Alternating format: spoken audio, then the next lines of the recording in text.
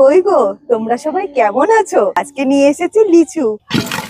একটা লিচু এবার আমি খাবো, দেখি কেমন মিষ্টি। আমাকে ইউটিউবে আসমা খাতুন দুদিন নাম নিতে বলেছিলে, দিদি তোমার ভিডিও দেখি আমার খুব ভালো লাগে, আমার নামটা নিও।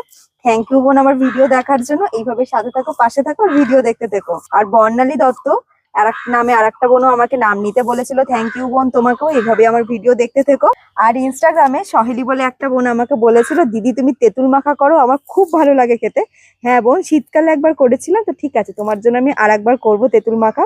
তোমরা কারা কারা লিচু খেতে ভালোবাসো অবশ্যই জানিও।